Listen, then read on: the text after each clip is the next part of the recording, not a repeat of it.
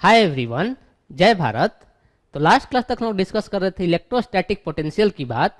उस electrostatic potential में हमने डिस्कस किया था कि electric potential due to a point charge क्या होगी, electric potential due to infinite line charge क्या होगी, electric potential due to ring charge क्या होगी ऑन इट्स एक्सिस, और ये भी डिस्कस किया था कि electric potential due to ring charge on its centre क्या होगी। ये पॉइंट डिस्कस किया था। ये किसी पॉइंट से अगर सारे चार्जेस का डिस्टेंस सेम होता है, कोई चार्ज डिस्ट्रीब्यूशन इस तरह से प्लेस की गई है जैसे कि रिंग चार्ज हो गया, वो यूनिफॉर्म डिस्ट्रीब्यूशन किया गया है या नॉन यूनिफॉर्म डिस्ट्रीब्यूशन किया गया होगा, क्यू चार्ज को रिंग के ऊपर डिस्ट्रीब्यूट कर दिया जाए, तो सेंटर से हर एक चार्ज की डिस्टेंस आर ही होने वाली, रेडियस की इक्वल ही होने वाली है। तो डायरेक्टली हम लोग लिख सकते हैं कि इलेक्ट्रिक पोटेंशियल की वैल्यू सेंटर पर के क्यू बाई आर हो जाएगी, के into total sum of charge, total charge की वैल्यू डिवाइड बाई डिस्टेंस की वैल्यू पॉइंट से। इसी करस्पॉन्डिंग हमने हॉलो हेमिस्फीयर की बात की थी कि उसके सेंटर पर भी पोटेंशियल की वैल्यू के क्यू बाई आर ही हो जाएगी। अगर उसके सरफेस पर, उसके हॉलोस्फीयर के सरफेस पर,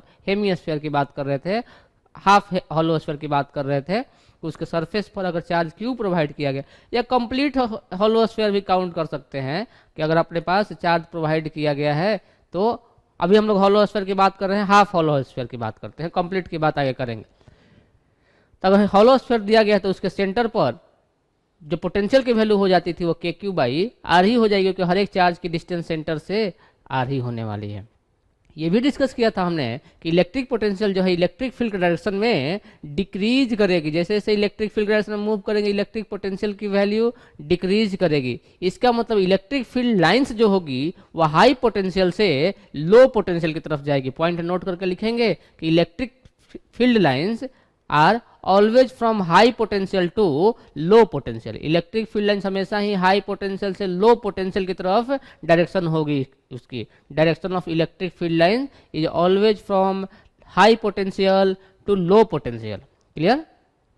उसी कोर्सपॉन्डिंग हमने डिफाइन किया था कि अगर किसी दो पॉइंट के बीच की पोटेंशियल डिफरेंस डेल्टा वी है तो किसी की चार्ज क्यू को उस पोटेंशियल डिफरेंस से मूव कराने में जो वर्क डन करना पड़ेगा उस वर्क डन की value Q into delta we हो जाएगी। किसका work done? Work done by agent जो हो जाएगी क्यू इंटू डेल्टा वी हो जाएगी। क्लियर? क्या मैग्नीट्यूड की बात करेंगे तो दोनों का ही वर्क डन हम लोग क्यू इंटू डेल्टा वी लिख देंगे।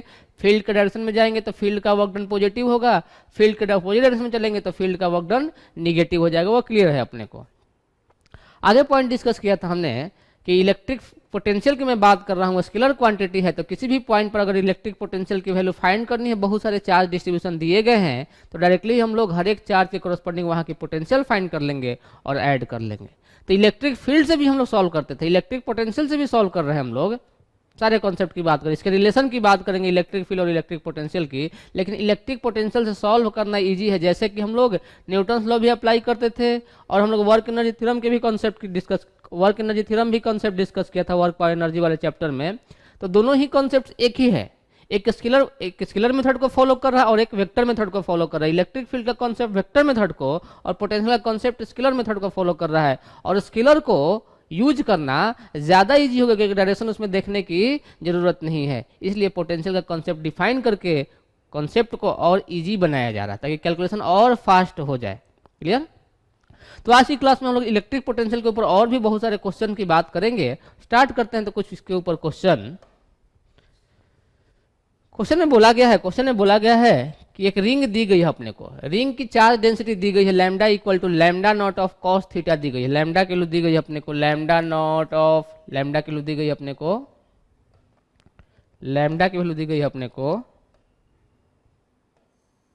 Lambda naught cos theta. तो अपने को फाइंड करनी है lambda naught cos square theta भी दी जा सकती है, कोई भी फंक्शन दी जा सकती है। नॉन कंडक्टिंग रिंग है, नॉन यूनिफॉर्म चार्ज डिस्ट्रीब्यूशन किया गया है। तो फाइंड करना electric potential centre of ring के सेंटर पर इलेक्ट्रिक पोटेंशियल की वैल्यू क्या होगी। तो सबसे पहले तो हम लोग रिंग ड्रॉ कर लेते हैं। यही रिंग है अपने पास। क्लियर? ये रिंग कंसीडर कर लिया हमने।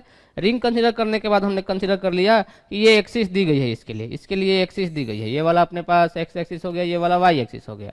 और इसके लिए अपने को थीटा की वैल्यू जो काउंट करने, कुछ थीटा हमने काउंट कर लिया कि थीटा यहाँ से काउंट करनी है, थीटा इसके लिए यहाँ से काउंट कर लिया हमने, ये थीटा काउंट करना। ये रिंग के लिए लैम्डा की वैल्यू दी गई अपने को कितनी, lambda not of cos theta. Cos square theta भी दी जा सकती है, आप कॉस स्क्वायर थीटा से भी सॉल्व कर सकते हैं, साइन थीटा भी दी जा सकते हैं, उससे भी आप सॉल्व कर सकते हैं। ये इसकी सेंटर हो गई, ओ पॉइंट। तो फाइंड करने की electric potential centre of ring, ring के सेंटर पर कितनी इलेक्ट्रिक पोटेंशियल होगी। तो सिंपल सा कॉन्सेप्ट हो गया। सिंस चार्ज डिस्ट्रीब्यूशन यूनिफॉर्म नहीं है तो सबसे पहले तो एक पॉइंट चार्ज का फाइंड करते हैं इलेक्ट्रिक पोटेंशियल सेंटर पर, और सिंस स्केलर क्वांटिटी है तो डायरेक्टली ही ऐड कर देंगे हम लोग। तो स्टार्ट करते हैं यहां से कि थीटा एंगल है, तो थीटा के बाद छोटा सा एंगल हम लोग मूव किए, कितना, डी थीटा, ये वाला डी थीटा एंगल। तो ये छोटा सा पार्ट बनेगा क्या अपने पास, तो इसका पोटेंशियल पर लिख लेते, इसके करस्पॉन्डिंग चार्ज की डी क्यू रही होगी। क्लियर। तो क्या लिखेंगे हम लोग, डी वी, उसके करस्पॉन्डिंग पोटेंशियल कितना हो जाएगा, डी वी इक्वल टू किसी भी पॉइंट चार्ज के कारण जो पोटेंशियल होती है वो के क्यू बाई आर होती है। रेडियस इसकी आर मान लेते हैं कि इसकी रेडियस जो है वो आर के इक्वल है, ये एक कंसिडर कर लिए। क्यू की डी क्यू की वैल्यू पुट करनी होगी, तो डी क्यू कितना हो जाएगा, चार्ज पर यूनिट लेंथ मालूम है कितनी, लैम्डा, और उसकी लेंथ लिख सकते हैं क्या, आर इंटू डी थीटा। तो डी क्यू की वैल्यू आ गई अपने पास, लैम्डा मालूम है अपने को, lambda naught into cos of theta और आर इंटू डी थीटा, ये डी क्यू की वैल्यू हो जाएगी। तो डी वी कितनी हो गई, के क्यू की वैल्यू, डी क्यू की value lambda naught cos theta r into d theta divided by k q by r होती थी, आर डिवाइड हो गया, ये आर कैंसल आउट हो जाएगी। कितनी हो जाएगी potential difference, d v equal to उस पॉइंट चार्ज के कॉरस्पॉन्डिंग कितनी potential, k into lambda naught, theta variable है तो cos of theta D theta, ये हो जाएगी क्या, net potential. Since scalar quantity net potential find करने के लिए क्या करेंगे, डायरेक्टली ही हम लोग इंटीग्रेट कर दे क्या, integration of cos of theta D theta. Theta के लोग कहाँ से कहाँ तक, पूरे रिंग को हमें कवर करना है। तो थीटा यहाँ से स्टार्ट किया, यहाँ पर थीटा की वैल्यू, यहाँ पर थीटा की वैल्यू कितनी है, 0, जैसे जैसे इंक्रीज करते हैं थीटा इंक्रीज करें, यहाँ पर थीटा पाई बाई 2, तो ये सारा कवर हो जाएगा। वैसे आगे जाएंगे तो थीटा की वैल्यू यहाँ से कहाँ तक, पाई तक, यहाँ पहुँचेंगे तो ये सारा कवर हो जाएगा। यहाँ तक पहुँचेंगे तो 3 पाई बाई 2 तक, इसके बाद आगे जाएंगे तो फिर से 2 पाई तक। इसका मतलब थीटा कहाँ से कहाँ तक वेरी कराऊँ मैं, 0 से 2 पाई तक। इंटीग्रेट कर दिया जाए, अगर यही अपने पास कॉस स्क्वायर थीटा होती तो कॉस स्क्वायर थीटा का फंक्शन यहाँ पर आता, उसको इंटीग्रेट करना पड़ता। साइन थीटा का फंक्शन दिया गया तो यहाँ पर साइन थीटा का टर्म आता, क्लियर क्या, उसको इंटीग्रेट करना पड़ता अपने को। तो v की वैल्यू क्या हो जाएगी, k lambda naught cos theta का इंटीग्रेशन साइन ऑफ थीटा 0 से 2 पाई। सॉल्व करेंगे, ये कितनी हो जाएगी, k lambda naught sine of 2 pi minus of sine of 0। Sine 2 pi की वैल्यू भी 0 होती है और साइन 0 की वैल्यू भी 0 ही होती है, पोटेंशियल की वैल्यू 0 हो जाएगी। क्लियर क्या, ये डायरेक्टली बोल सकते थे, इतना सॉल्व करने की जरूरत ही नहीं। ध्यान दे, तो यहाँ पर अगर पॉजिटिव होगा, थीटा यहाँ पर 0 से 90 के बीच में लाई कर रहा है, तो कॉस थीटा पॉजिटिव, तो कॉस थीटा पॉजिटिव, ये वाला पॉजिटिव चार्ज होगा, ये वाला पॉजिटिवली चार्ज होगा। यहाँ पर थीटा के लिए 90 से पाई बाई 90 से पाई के बीच में, 90 से 180 के बीच में, इसका मतलब ये थीटा के करस्पॉन्डिंग लैम्डा के लिए निगेटिव आएगी, ये निगेटिव। यहाँ पर थीटा के लिए थर्ड क्वाड्रेंट, कॉस थीटा फिर से निगेटिव, यानी कि ये फिर से निगेटिव चार्ज। यहाँ की बात करेंगे, कॉस थीटा फोर्थ क्वाड्रेंट में है थीटा, यानी कि कॉस थीटा पॉजिटिव, ये वाला पॉजिटिव होगा। और जितनी चार्ज यहाँ पर उतनी ही चार्ज यहाँ पर, उतनी ही चार्ज यहाँ पर, उतनी ही चार्ज यहाँ पर, सिर्फ नेचर अपोजिट हो रहा है। इसका मतलब पोटेंशियल की वैल्यू एक दूसरे को कैंसिल आउट कर देंगे, सेंटर पर पोटेंशियल 0 हो जाएगी। हाँ, कॉस स्क्वायर थीटा दिया गया होता तो ये भी पॉजिटिव, ये भी पॉजिटिव, ये भी पॉजिटिव, ये भी पॉजिटिव, उस केस में सेंटर पर पोटेंशियल की वैल्यू 0 नहीं आएगी अपने को, ये क्लियर हो रहा है। तो कॉस स्क्वायर थीटा के करस्पॉन्डिंग आप खुद से सॉल्व करेंगे। तो होमवर्क में मैं एक क्वेश्चन लिख देता हूँ, फाइंड पोटेंशियल। होमवर्क में मैं क्वेश्चन लिख देता हूं, find potential if same, find potential if lambda equal to lambda naught cos square theta हो। थीटा वहीं से काउंट करना है, लैम्डा की lambda naught cos square theta है, तो फाइंड करनी है कि पोटेंशियल की वैल्यू कहां पर, सेंटर पर ही पोटेंशियल की वैल्यू फाइंड करनी है। क्लियर क्या, सेम क्वेश्चन सॉल्व करेंगे, सिर्फ लैम्डा की वैल्यू को चेंज कर देंगे, lambda naught cos square theta कर लेंगे। क्लियर, आगे डिस्कस करते हैं। तो अपने को एक रॉड दी गई जिसके ऊपर क्यू चार्ज यूनिफॉर्मली डिस्ट्रीब्यूट कर दिया गया। इस रॉड के ऊपर क्यू चार्ज को यूनिफॉर्मली डिस्ट्रीब्यूट किया गया है। रॉड के एंड बी से, रॉड की लेंथ L दी गई है, रॉड के एंड बी से कोई पॉइंट P है जो कि D डिस्टेंस पर है। तो इस पॉइंट पर इसके कॉरस्पॉन्डिंग, इस चार्जेस के कॉरस्पॉन्डिंग इलेक्ट्रिक पोटेंशियल की वैल्यू फाइंड करनी है। आपको याद है तो ये क्वेश्चन हम लोग इलेक्ट्रिक फील्ड भी फाइंड कर चुके हैं कि रॉड दिया गया था, इस पॉइंट पी पर इलेक्ट्रिक फील्ड की वैल्यू फाइंड करनी होती थी। अभी हमें इलेक्ट्रिक पोटेंशियल फाइंड करना है। इलेक्ट्रिक फील्ड में अपने को देखना होता था वेक्टर के कॉरस्पॉन्डिंग सॉल्व करते थे, या रिंग में भी हमने जब बात की थी तो इलेक्ट्रिक फील्ड जब भी देखना होता था तो उस केस में अपने लोग डायरेक्शन की बात करते थे। क्लियर क्या? यहाँ पर तो electric potential directly scalar quantity है, डायरेक्टली ही ऐड कर देना है अपने को।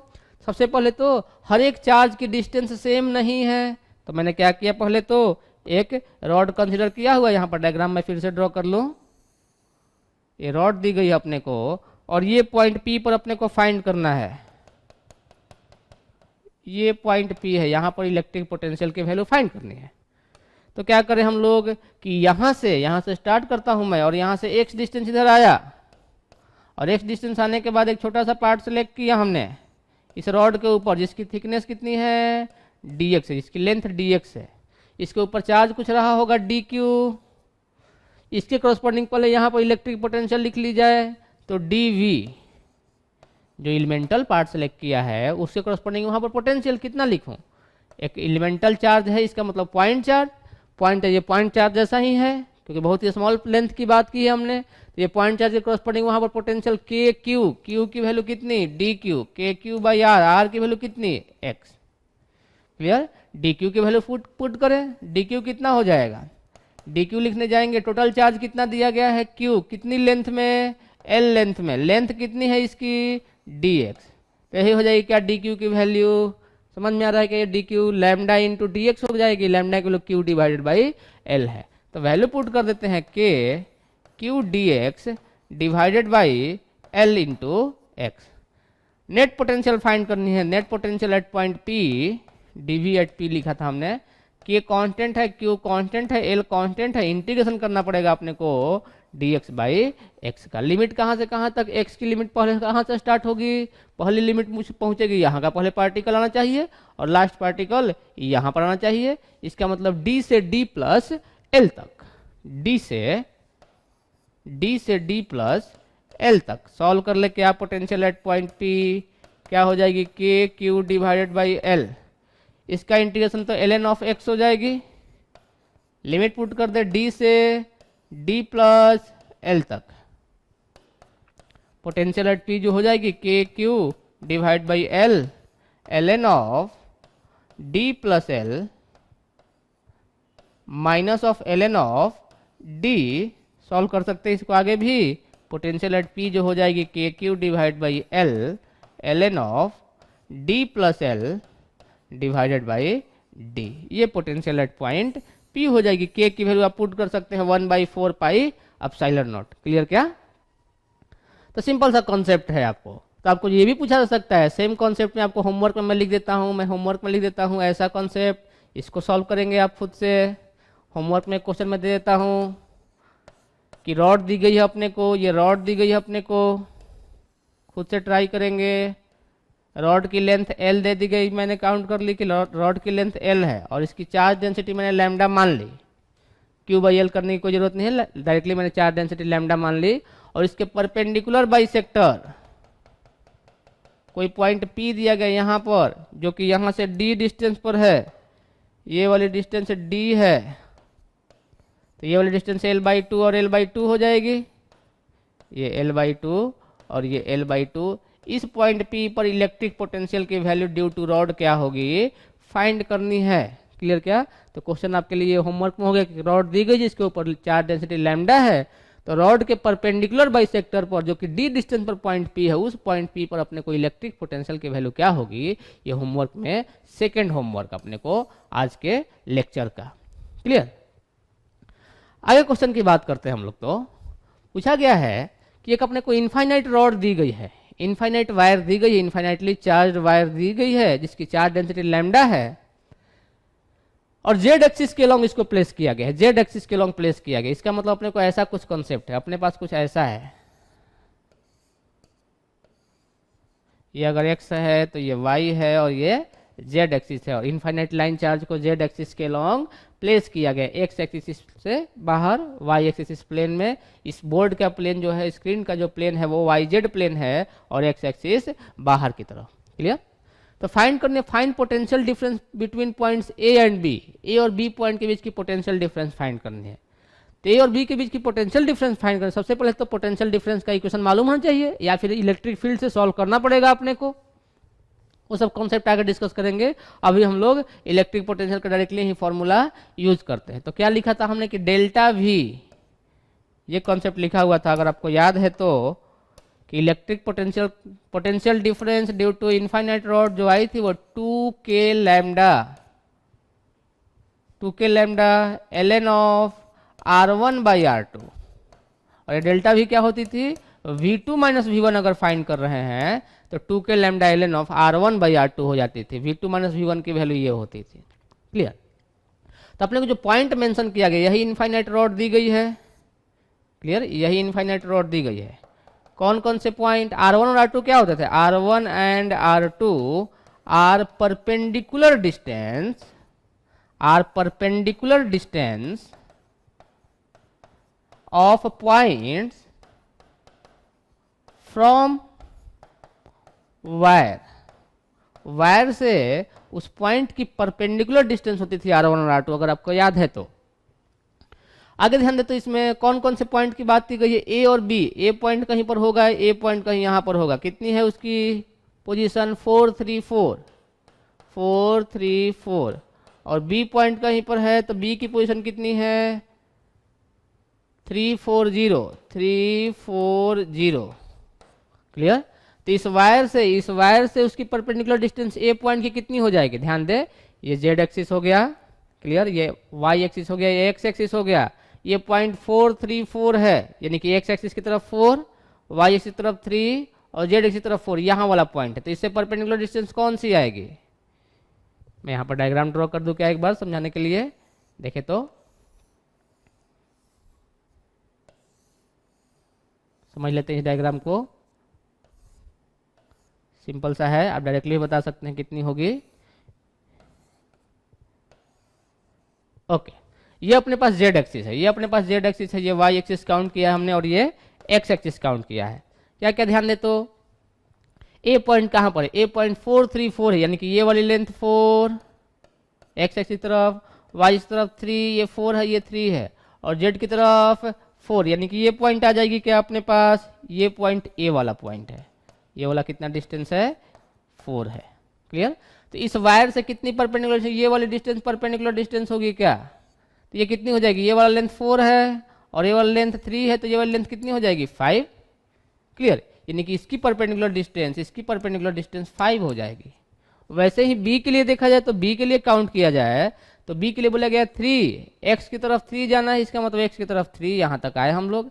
बी की तरफ 4 जाना है तो बी की तरफ 4 चले गए, यहां तक आ गए कहीं, और सी की तरफ 0 जाना है, इनकी यही पॉइंट हो गया, ये बी पॉइंट हो गया और ये वाला ए पॉइंट था।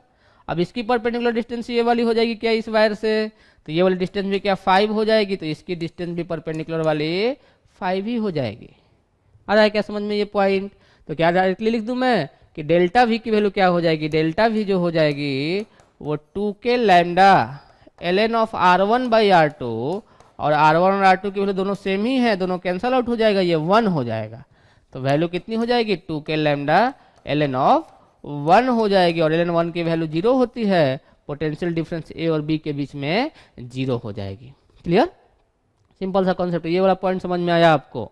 परपेंडिकुलर डिस्टेंस काउंट करते हैं, ये अपने पास जेड एक्सिस वाली लाइन है, यहाँ का पॉइंट ए पॉइंट है, तो ये वाले डिस्टेंस परपेंडिकुलर डिस्टेंस, और बी पॉइंट यहाँ का पॉइंट है, तो ये वाले डिस्टेंस परपेंडिकुलर डिस्टेंस। क्लियर? आ रहा है सब।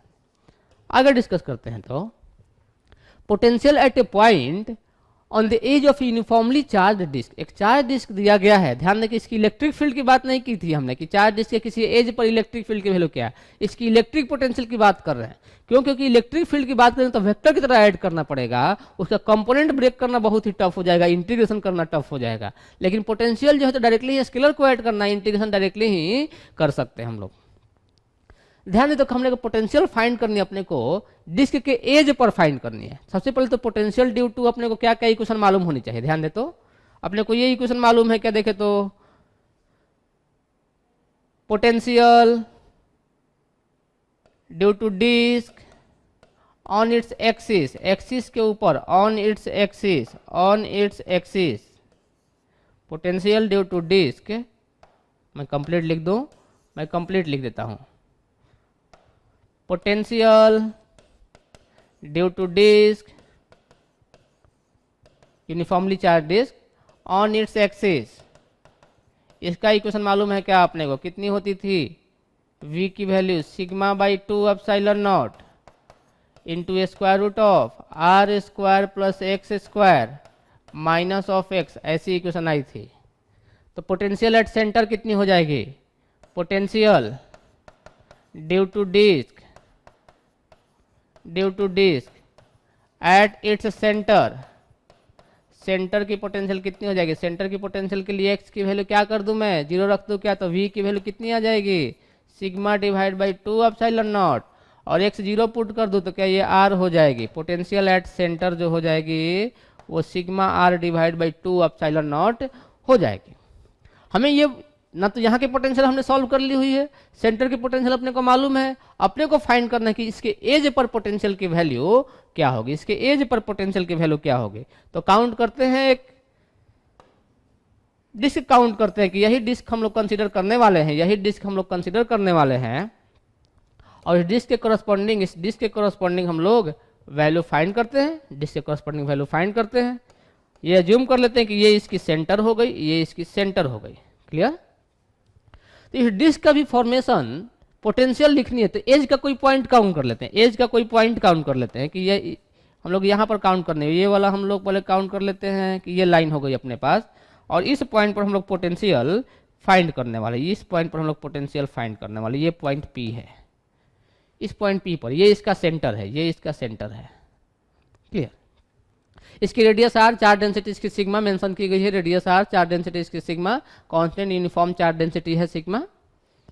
तो क्या करते हैं कि इसका फॉर्मेशन जो है, सिंस एक आर्क के करस्पॉन्डिंग हम लोग पोटेंशियल लिख सकते हैं, क्लियर क्या, आर्क के करस्पॉन्डिंग पोटेंशियल लिख सकते हैं। देखते हैं तो आर्क के करस्पॉन्डिंग पोटेंशियल की बात करते हैं तो यहाँ से क्या करते हैं हम लोग कि यहाँ से r डिस्टेंस चलते हैं और एक आर्क सेलेक्ट करते हैं इससे,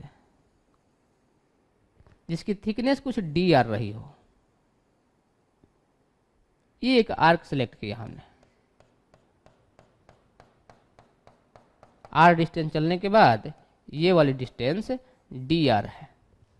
अब इसके करस्पॉन्डिंग ध्यान देता हूं, सिंस आर्क सेलेक्ट किया, इस आर्क को इस तरह सेलेक्ट किया है कि उसकी सेंटर पॉइंट P है, मैं यहां पर लिख देता हूं कि सेंटर ऑफ एलिमेंटल आर्क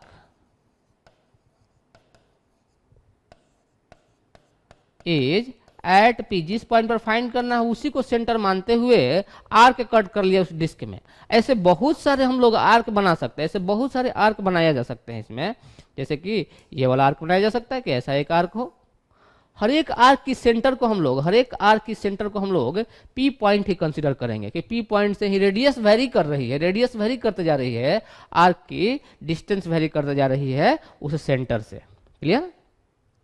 तो फाइंड करते हैं, ध्यान दें तो कि ये आर्क जो सिलेक्ट किया गया है उस आर्क के हर एक पार्टिकल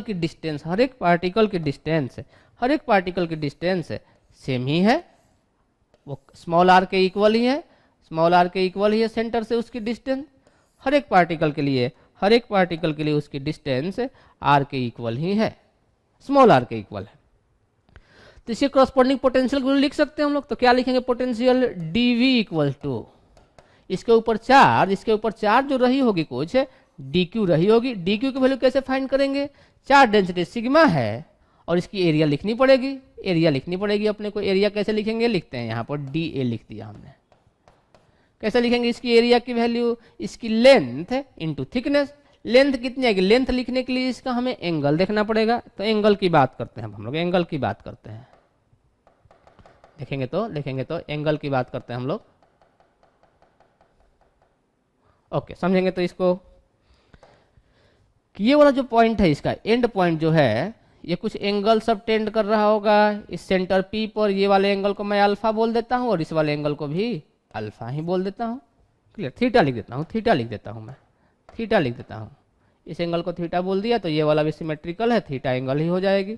और ये वाली रेडियस तो अपने पास आर के इक्वल है।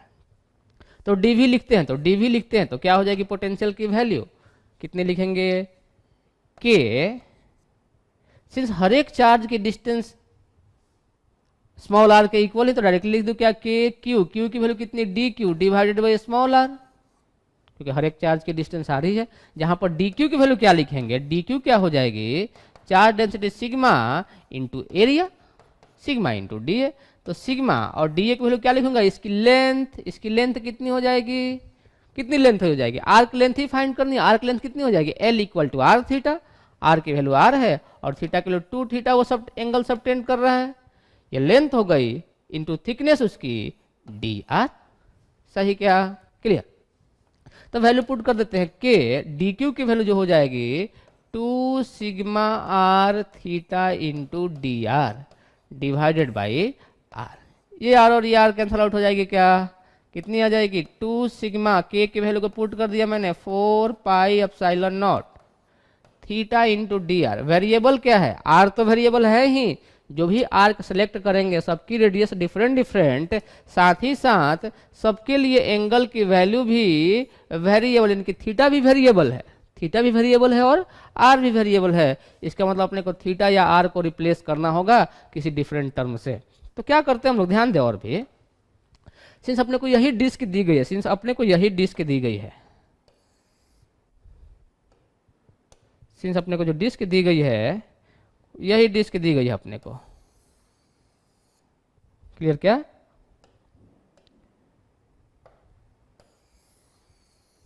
ये डिस्क दी गई है,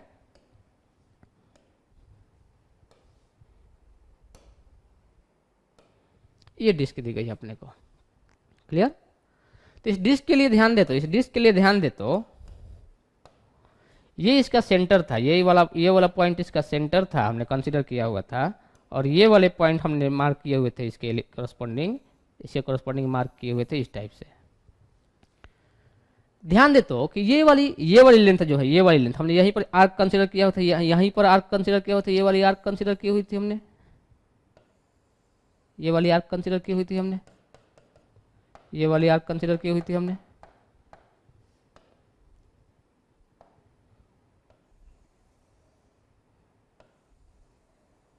जिसके कॉरस्पॉन्डिंग ये वाली एंगल हमने लिखी हुई थी, जिसके कॉरस्पॉन्डिंग हमने ये वाली एंगल लिखी हुई थी, ये वाली एंगल को हमने थीटा लिखा हुआ था, क्लियर क्या, इस वाले एंगल को हमने थीटा लिखा हुआ था। ओके, यहां से लाइन को ज्वाइन कर देते हैं, यहां से लाइन को ज्वाइन कर देते हैं तो 90 डिग्री, ये थीटा एंगल हो गई। ये वाली लेंथ अपने को मालूम है, ये वाली लेंथ कितनी है अपने को, 2 टाइम्स ऑफ रेडियस हो जाएगी, क्या डायमीटर हो जाएगी, ये वाली एंगल थीटा, और ये वाली लेंथ कितनी है, ये वाली लेंथ कितनी है, स्मॉल आर है। तो क्या हम लोग 2r और r के बीच में और थीटा के बीच में रिलेशन बना सकते हैं, लिख सकते हैं कि cos ऑफ थीटा, ये बेस हो जाएगी और ये हाइपोटेनस हो जाएगी, r डिवाइड बाई 2r हो जाएगी। तो r की value 2r of cos theta लिख सकते हैं, क्लियर।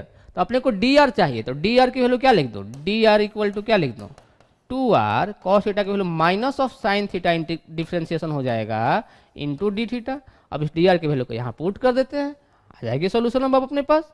तो वैल्यू सॉल्व करते हैं, ये कितनी हो जाएगी, sigma divided by 2 pi epsilon not into theta into D R की value minus of 2r sine theta D theta.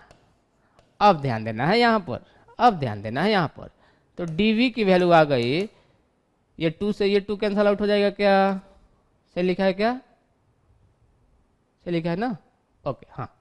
तो कितनी हो जाएगी, sigma minus of sigma divided by sigma r divide by pi epsilon naught, बचेगा क्या, theta sine theta into d theta, clear क्या, minus यहाँ पर कॉमन ले चुके हैं हम लोग, ये टर्म बच जाएगा। अब यहाँ पर v की वैल्यू फाइंड करने जाएंगे तो क्या आ जाएगी, minus sigma r divide by pi epsilon naught, integration करना पड़ेगा theta sine theta D theta को। ध्यान दे तो दो फंक्शन का मल्टीप्लीकेशन, थीटा एक फंक्शन है, कुछ इस टाइप का फंक्शन हो गया, integration of x sine x का इंटीग्रेशन करना है अपने को, ये एक फंक्शन है और एक दूसरा फंक्शन है, दो फंक्शन का मल्टीप्लीकेशन अपने को इंटीग्रेशन बाय पार्ट्स अप्लाई करना पड़ेगा। इंटीग्रेशन बाय पार्ट्स में फर्स्ट फंक्शन ऐसा कुछ यूज करते थे, अगर आपको याद है तो, कि first function into second function, ये बेसिक मैथमेटिक्स में बताई गई थी आपको।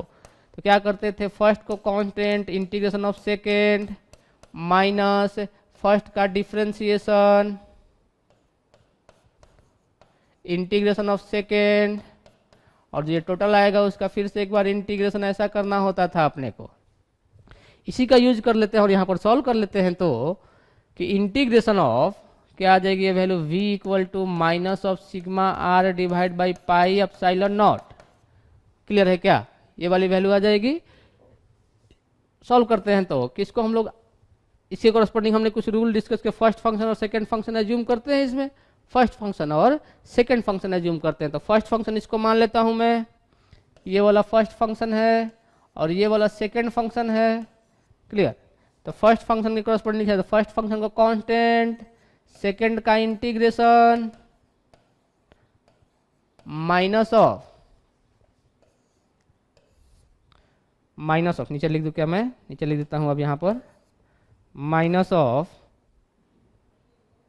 Integration of differentiation of first function D theta by D theta into integration of first second function sine theta का इंटीग्रेशन। ये टर्म होती थी अपने पास इंटीग्रेशन के फॉर्मूले में, उसका यूज किया है हमने। तो minus of sigma r divide by pi epsilon naught, ये थीटा साइन थीटा का integration minus of cos theta minus d theta का ये 1 हो जाएगा, इंटीग्रेशन साइन थीटा का integration minus cos theta minus of plus हो जाएगा, ये cos of theta D theta हो जाएगी। ये क्लियर है क्या अपने को, साइन थीटा का integration minus cos theta minus sine पहले से थी, माइनस माइनस प्लस हो जाएगी। सॉल्व करें, minus sigma r divide by pi epsilon naught theta minus theta cos theta, और ये क्या हो जाएगा, कॉस थीटा का integration sine of theta. Limit put करनी है अब तो अपने को, लिमिट पुट करते हैं। लिमिट कहाँ से स्टार्ट करेंगे, ध्यान दे कि जब ये डिस्क हम लोग आर्क सिलेक्ट कर रहे थे, इस आर्क को हम लोग स्टार्ट यहाँ से कहीं कर रहे होंगे, यहाँ से स्टार्ट किया होगा हमने, आर्क को यहाँ से स्टार्ट किया होगा, आर्क को यहाँ से स्टार्ट किया होगा। तो यहाँ पर थीटा की वैल्यू कितनी, और जब ये आर्क यहाँ पहुंच जाएगा तब थीटा की वैल्यू कितनी। तो स्टार्टिंग वाला थीटा जैसे जैसे ये पास आ जाएगा, जैसे जैसे ये पास आते जाएगा, क्या थीटा इंक्रीज करते जा रही है, थीटा इंक्रीज करते जा रही है। यानी कि जब थीटा स्टार्टिंग की बात करेंगे तो थीटा 90 डिग्री से स्टार्ट होगा, और फाइनली जब यहाँ पर देखिए जैसे यहाँ पर पहुंच रहे हैं तो थीटा की वैल्यू डिक्रीज करते जा रही है, और थीटा डिक्रीज और थीटा डिक्रीज, ये वाला थीटा की वैल्यू डिक्रीज। तो जब यहाँ का काउंट करेंगे डिस्क, आर्क काउंट करेंगे डिस्क पर, तो वहां पर थीटा की वैल्यू 0 हो जाएगी। इसका मतलब लिमिट जो काउंट करना होगा अपने को पाई बाई 2 से 0 तक वैल्यू पुट कर देते हैं। तो minus of sigma r divide by pi of epsilon naught, 0 पहले पुट कर देते हैं, तो माइनस 0, ये तो 0 हो जाएगा, ये भी 0 हो जाएगा, ये तो 0 हो गया, माइनस पाई बाई 2 पुट करते हैं, तो यहाँ पर कॉस पाई बाई 2 0 हो जाएगा, वो 0 हो गया। यहाँ पर साइन पाई बाई 2 1 हो जाएगा। समझ में आ रहा है क्या, क्लियर है सभी लोग, माइनस में लिख लिया, प्लस ऑफ 1 हो जाएगा। सॉल्व कर लेते हैं, तो minus sigma r divide by pi epsilon naught, और ये टर्म माइनस 1 आएगा एक, तो माइनस 1 इंटू माइनस प्लस में हो जाएगी। पोटेंशियल की वैल्यू एज पर sigma r divided by pi epsilon naught हो जाएगी एट एज ऑफ डिस्क। जबकि सेंटर पर कितनी आई थी, पोटेंशियल एट सेंटर कितनी आई थी, अभी सॉल्व किया था हमने, sigma r divide by 2 epsilon naught. तो देख सकते हैं कि सेंटर की पोटेंशियल ज्यादा होगी, यहाँ पर 2 से ही डिवाइड किया गया और यहाँ पर पाई से डिवाइड किया गया है। सेंटर की पोटेंशियल एज की पोटेंशियल से ज्यादा होगी। Potential at centre is greater than potential at edge. Clear, edge की पोटेंशियल कम होगी सेंटर की पोटेंशियल से। तो इस टाइप से पोटेंशियल की वैल्यू फाइंड कर सकते हैं एज पर। ध्यान देंगे इलेक्ट्रिक फील्ड नहीं फाइंड किया था हमने, इलेक्ट्रिक फील्ड नहीं फाइंड किया था। आगे क्वेश्चन की बात करते हैं हम लोग। अपने को प्लॉट करनी है, ऐसा क्वेश्चन इलेक्ट्रिक फील्ड में भी कर चुके हैं कि 2 चार्ज पार्टिकल्स दिए गए हैं, इनके बीच जो इनके लाइन ज्वाइनिंग के लॉन्ग जो पोटेंशियल वेरी कर रही होगी, इनके लाइन ज्वाइनिंग के लॉन्ग, वाई एक्सिस की तरफ नहीं, कहीं स्पेस की बात नहीं करें हम लोग, इनके लाइन ज्वाइनिंग के लॉन्ग पोटेंशियल जिस टाइप से वेरी कर रही है उसका प्लॉट ड्रॉ करना है। ऐसा ही हमने क्वेश्चन इलेक्ट्रिक फील्ड में भी किया था। क्लियर क्या? तो देखते हैं तो इसको कैसे सॉल्व करेंगे। ओके, देखते हैं तो इसमें तो फिर से क्या करते हैं इसको हम लोग पहले तो पार्ट वाइज डिवाइड कर लेते, 3 पार्ट में डिवाइड कर लेते, इस पूरे स्पेस को, इस पूरे लाइन को हम लोग लाइन ज्वाइनिंग को 3 पार्ट में डिवाइड कर लेते हैं। तो 3 पार्ट में डिवाइड किया हमने, ये 3 पार्ट में डिवाइड कर लिया। अब इधर का पोजीशन हो सकता है, इधर का पोजीशन हो सकता है, इधर का पोजीशन हो सकता है। ध्यान दे तो दोनों चार्जेस पॉजिटिव है, इसका मतलब पोटेंशियल कहीं पर भी जीरो नहीं होगी, क्योंकि नेट पोटेंशियल लिखने जाएंगे दोनों का पोटेंशियल ऐड करेंगे v1 प्लस v2, इसके कारण भी पोटेंशियल किसी भी पॉइंट पर पॉजिटिव, क्योंकि स्केलर क्वांटिटी है, ये वेक्टर क्वांटिटी तो है नहीं कि डायरेक्शन देखना है अपने को। ये भी चार्ज पॉजिटिव तो के क्यू बाई आर ही हो जाएगी। हाँ, एक पॉजिटिव होती एक निगेटिव होती तो पोटेंशियल की वैल्यू कहीं पर भी जीरो हो सकती थी, वो फाइंड करना होता आपको।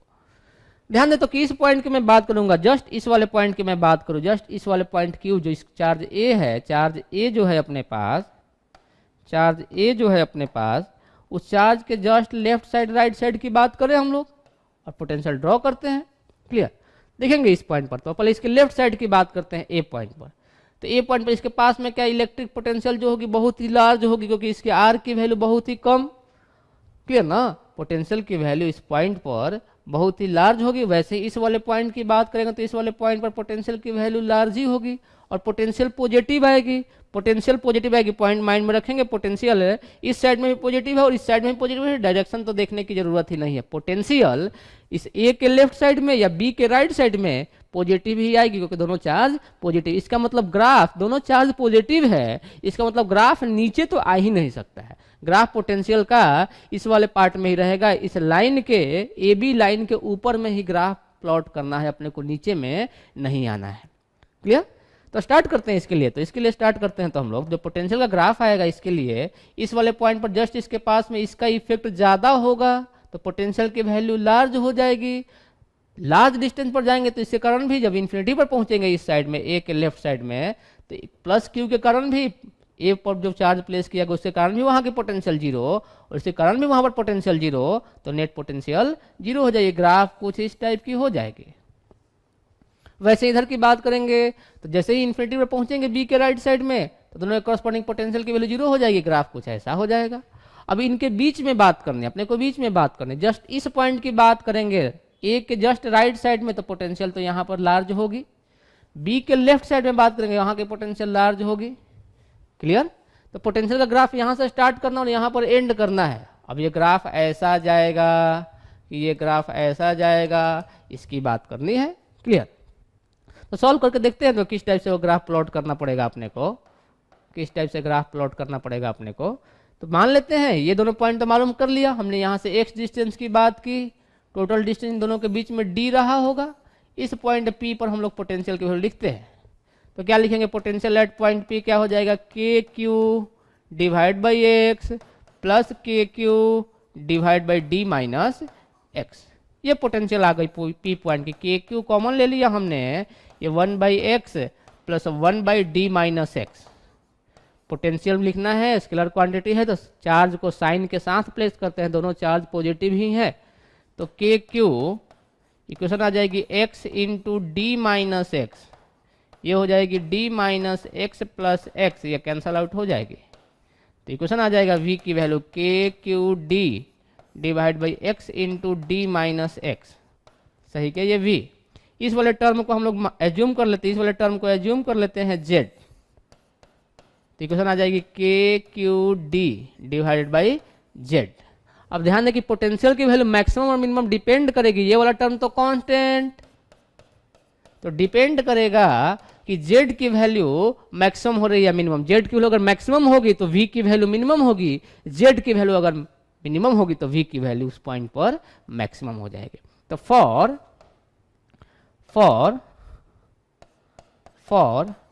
v टू बी मैक्सिमम और मिनिमम,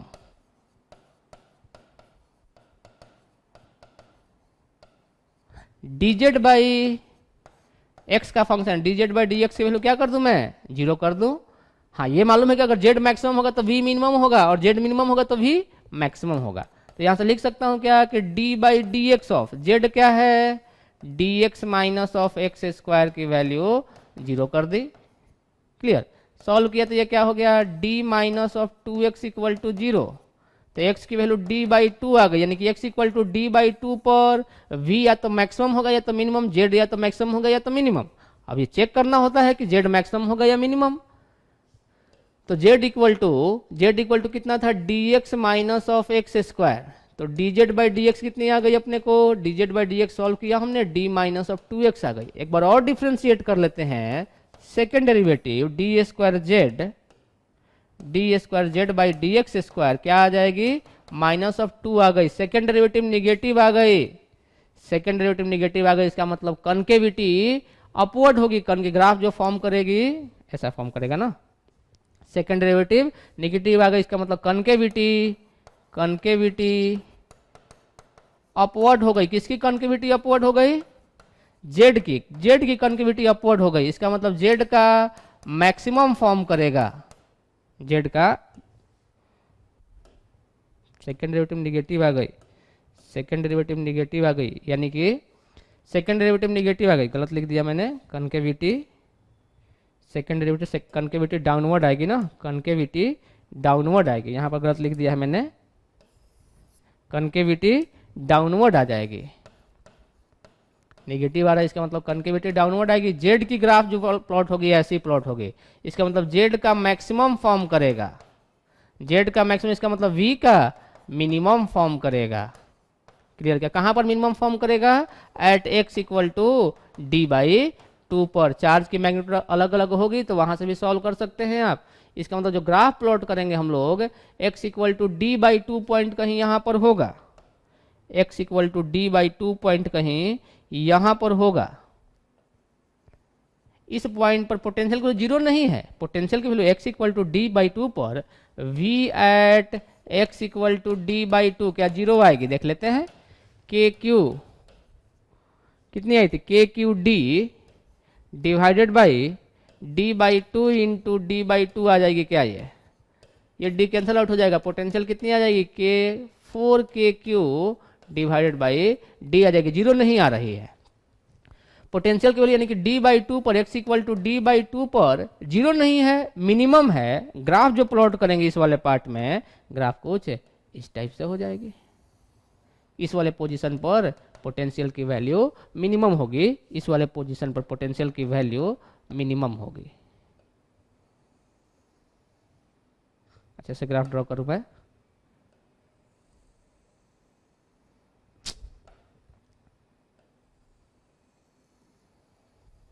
ऐसा ग्राफ, ये वाला मिनिमम वाला पॉइंट होगा, ये मिनिमम का पॉइंट होगा। ग्राफ जाकर के इस तरह से इसका एसिम्पटोट बनाएगी, तो ये दोनों पॉजिटिव चार्जेस के लिए इलेक्ट्रिक पोटेंशियल की वेरिएशन हो जाएगी, अगर मान लेते हैं कि एक पॉजिटिव और एक निगेटिव होता, अगर एक पॉजिटिव होता और एक निगेटिव होता तब की बात कर लेते हैं हम लोग, कि एज्यूम कर लेते हैं कि हमारे पास ऐसा सिचुएशन दिया गया होता सर, ऐसा सिचुएशन दिया गया होता, एक पॉजिटिव चार्ज यहां पर प्लेस कर देता हूं मैं प्लस क्यू, और एक निगेटिव चार्ज प्लेस कर देता हूं माइनस क्यू, और तब पोटेंशियल ग्राफ ड्रॉ करते हैं। तो सेम कॉन्सेप्ट, पहले तो हम लोग इसको 3 पार्ट में ड्रॉ कर लेते हैं, डिवाइड कर लेते हैं। किसके अलोंग हम लोग ग्राफ प्लॉट कर रहे हैं, पोटेंशियल वर्सेज एक्स एक्सिस के अलोंग। पोटेंशियल इसको एक्स एक्सिस मान लेते हैं हम लोग, इसको हम लोग लाइन ज्वाइनिंग के अलोंग हम लोग ड्रॉ कर रहे हैं। तो फिर से यहां पर देखें तो ये वाली पॉजिटिव है, इसके यानी कि जस्ट इस वाले पॉइंट पर बात करेंगे। पोटेंशियल की वैल्यू इस साइड में इसके पास में है, इससे डिस्टेंस ज्यादा है, इसका मतलब इसका पोटेंशियल ज्यादा होगा इसके कोरोस्पोंडिंग, इसका मतलब वैल्यू पॉजिटिव आएगी, इन्फिनिटी पर जाकर के जीरो हो जानी है। तो इस वाले इसके जस्ट पास से स्टार्ट करना है, इसका मतलब ऐसा ग्राफ स्टार्ट होगा, ऐसा ग्राफ प्लॉट करना होगा अपने को, ऐसा ग्राफ प्लॉट कर लेते हैं। पॉजिटिव इधर की बात करेंगे तो इसके पास में नजदीक में है ये वाला पॉइंट, इससे तो नजदीक में है ये पॉइंट, तो ये पॉइंट नजदीक में है तो क्या हो जाएगा, ये वाला पॉइंट नजदीक में है तो यहाँ की करस्पॉन्डिंग पोटेंशियल निगेटिव, और लार्ज वैल्यू इन्फिनिटी पर जाकर के जीरो, इसका मतलब ग्राफ ऐसे होगा क्योंकि वैल्यू निगेटिव। अब इसके बीच में बात करते हैं हम लोग, अब सिंस एक पॉजिटिव और एक निगेटिव है तो पोटेंशियल की वैल्यू जीरो हो सकती है, और कहां पर जीरो होगी, सिंस दोनों की मैग्नीट्यूड सेम है तो मिड पॉइंट पर ही पोटेंशियल की वैल्यू जीरो होगी, ये d/2 पर पोटेंशियल जीरो होगा। जस्ट इस वाले पॉइंट की बात करेंगे तो पोटेंशियल की वैल्यू इसके करस्पॉन्डिंग लार्ज, इसके करस्पॉन्डिंग पोटेंशियल निगेटिव होगी, लेकिन उतनी वैल्यू नहीं होगी, इसका मतलब नेट वैल्यू तो पॉजिटिव, यानी कि यहां से स्टार्ट करेंगे। और इसके जस्ट इस वाले पॉइंट की बात करेंगे तो इसके करस्पॉन्डिंग डिस्टेंस कम, यानी कि इसके करस्पॉन्डिंग पोटेंशियल की लार्ज आएगी और वो निगेटिव आएगी, इसका मतलब ये वाला पॉइंट। तो ग्राफ जो हो जाएगा कुछ इस टाइप से। क्लियर? क्या अगर एक पॉजिटिव और एक निगेटिव है तो ग्राफ इस टाइप से प्लॉट हो जाएगी। क्लियर सभी लोग? वैसे ही आप निगेटिव चार्ज के लिए प्लॉट कर सकते हैं, मैग्नीट्यूड अलग अलग रख करके पुट कर सकते हैं, आप सॉल्व कर सकते हैं जैसे भी क्वेश्चन दी जाएगी। ओके, नेक्स्ट क्वेश्चन की बात करते हैं हम लोग। तो क्वेश्चन में बोला गया अपने को कि इलेक्ट्रिक पोटेंशियल एक स्क्वायर प्लेट दी गई है, uniform charge distribution, side length दी गई है इसकी स्क्वायर प्लेट के लिए ए। तो फाइंड करना कि अगर इस पर यूनिफॉर्म चार्ज डिस्ट्रीब्यूशन किया गया है, इसके सेंटर की पोटेंशियल अगर V है तो फाइंड करने से कॉर्नर की पोटेंशियल क्या होगी, समझते हैं। सिंस सेंटर की पोटेंशियल दी गई है अपने को, सेंटर की पोटेंशियल दी गई है अपने को, इसका मतलब हमें इस कॉर्नर ए की अगर पोटेंशियल फाइंड करनी है, कॉर्नर ए की पोटेंशियल अगर अपने को फाइंड करनी है तो ए को क्या करना होगा, सेंटर बनाना होगा, ए को सेंटर बनाना होगा। ओके, आगे समझेंगे। अगर हम लोग कंसिडर कर रहे हैं कि ये एक पार्ट कंसिडर किया, एक पार्ट कंसिडर किया, तो क्वार्टर पार्ट की पोटेंशियल कितनी हो जाएगी सेंटर पर, potential due to quarter part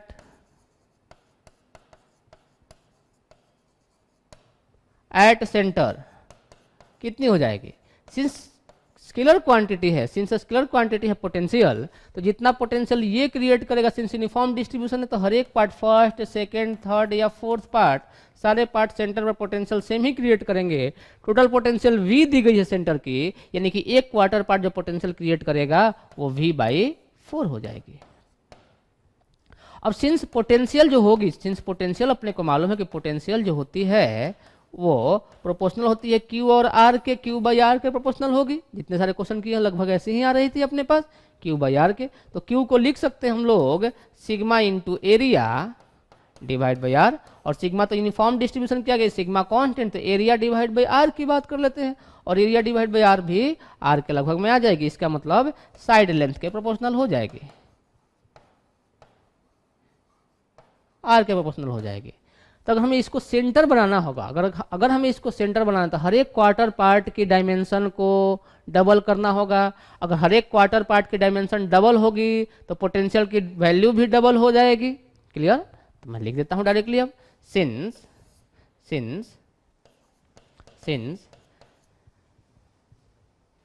ऐसा लिख देता हूं, फॉर पोटेंशियल एट, ऐसा लिख देता हूं मैं, फॉर पोटेंशियल एट कॉर्नर कितनी हो जाएगी, पोटेंशियल एट कॉर्नर क्या हो जाएगी, dimension of, for potential at corner dimension of each quarter is to be doubled,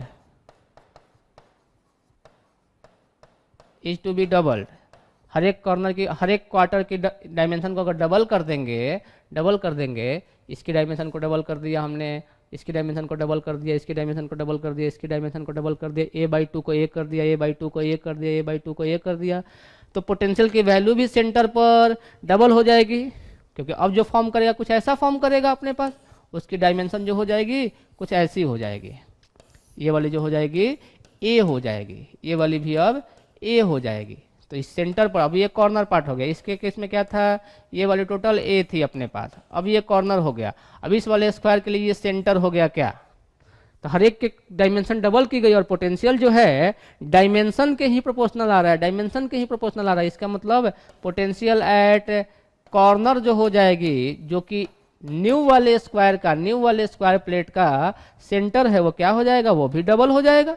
तो 2 टाइम्स ऑफ एक के करस्पॉन्डिंग वहां की पोटेंशियल V/4, तो पोटेंशियल की वैल्यू आ जाएगी V/2। क्लियर? तो कॉर्नर पर पोटेंशियल की वैल्यू V/2 आ जाएगी। तो ये सारे क्वेश्चन हम लोग किए आज की क्लास में पोटेंशियल के ऊपर। आगे डिस्कस करेंगे हम लोग कि इलेक्ट्रिक फील्ड और पोटेंशियल के बीच में क्या रिलेशन होती है, क्या इक्वी पोटेंशियल सरफेस होती है, किस टाइप से पोटेंशियल से हम लोग इलेक्ट्रिक फील्ड फाइंड कर सकते हैं और किस टाइप से इलेक्ट्रिक फील्ड से पोटेंशियल फाइंड कर सकते हैं, ये नेक्स्ट क्लासेज में डिस्कस करेंगे। ओके, थैंक यू, जय भारत।